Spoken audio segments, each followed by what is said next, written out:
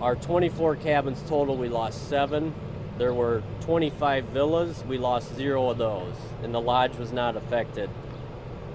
The fire started in cabin 18-3. That was, we've seen some different reports on that, but that was where it started.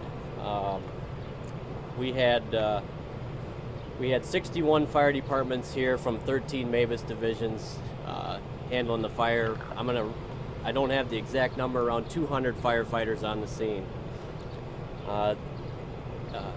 The fire is under investigation at this time, but I can tell you that it is not believed to be suspicious at the time of this briefing. I need to really hit some thank yous now. The residents that were living and staying out here and the law enforcement that got here extremely quickly was able to knock on doors and get all the people out of these affected buildings very quickly, and we don't know of any injuries or any problems that were had on the fire ground at this time. No firefighter injuries, no civilian injuries, which was awesome. We had massive response. That takes massive logistics, from the dispatchers to all the fire departments that sent people from all over northern Illinois to our local group here in LaSalle that helped me with the scene. Very appreciative for all those people. We had the Salvation Army here, and they fed 150 people with food and water. We had many local restaurants from the area. We had pizzas and cheeseburgers and you name it showing up here to feed all these people that were working very hard at this scene. The Red Cross provided assistance to, I don't have a number of how many people, but they found them places to stay that were displaced last night, and they will continue to work with those people to help them out. We are still back here actively working on putting some hot spots out.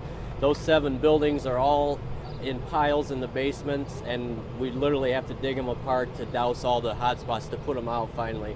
So we're down to just a couple departments here, but we are still here working. The Office of the Illinois State Fire Marshal is assisting myself and my chief, Ben Brown, with the investigation, and that is ongoing as well. And I don't believe I have anything else, but I can take some questions if you have some.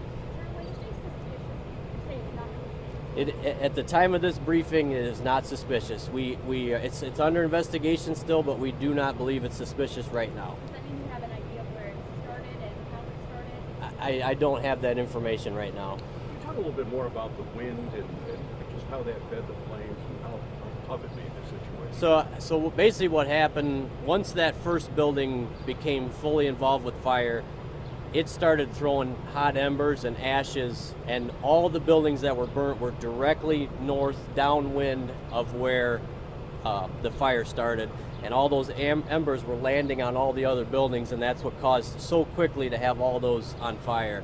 And then as we get out here, our main goal is to stop it from getting farther north, because as you can tell by the numbers, there's a whole bunch more cabins and villas out there that were directly north of where we got it to stop, which was very fortunate with that kind of wind condition. There's a report that of the 28 units destroyed, 2 were primary residences. Everyone else uses a second home. Can you confirm that information? I don't have that information. How many vehicles were affected? Most of these buildings were made out of wood, and that present a particular challenge as compared to like maybe a brick structure. I wouldn't say it was a particular challenge, but wood frame construction burns faster than a brick frame construction would. But I don't know that would have mattered in this case. Once the roofs got going of these buildings, I'm not sure what they were made of really mattered. Somebody asked how many cars were involved.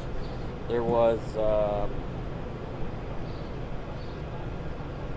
7 vehicles that were destroyed that were in front of the cabins that burned. Talk a little bit about water resources and whether that played a role. So this area does not have fire hydrants. This is a rural area, so all the water that we brought in here had to be hauled by trucks. So we had approximately 40 trucks hauling water in, and I can't tell you how many gallons we used, but it was in the 5-10 million range. and it all had to be hauled from Utica and LaSalle's water systems out here. And that just makes another challenge. When we can hook up to a hydrant, we don't have to haul the water. That really helps us. But when you're rural and you don't have it, we know how to deal with it. Do these cabins have any kind of fire suppression built into them? I don't have the answer to that. You just talk a little about the investigation going forward, what's going to happen this afternoon. Yep. So the fire marshal and myself, or Chief Brown, are going to work some more on pinpointing what we think caused it or started it.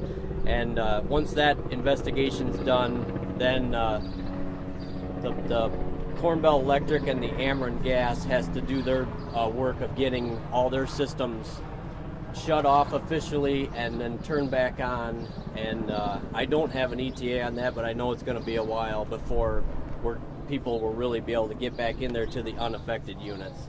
Can you just confirm it was 28 units? So there was 7 buildings, and each one had 4 separate units in it. Right, I That's know where the last time we 28. worked So when I say there was 24 cabins, that's 24 times 4 if you use that math. So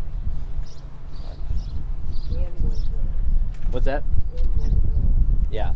Yep. So And so as far as you know, the one where the fire started did have someone staying in there at the time? it did. Yeah. Yep. Yeah, they were home. So. All right. Could you just spell your last name? Sure. My last name is Partain, Partain. And as far as press briefings, we're not planning on having any more. We will be getting an official press release out. We have not had a chance to do that yet, but we do thank you all for coming down and documenting it.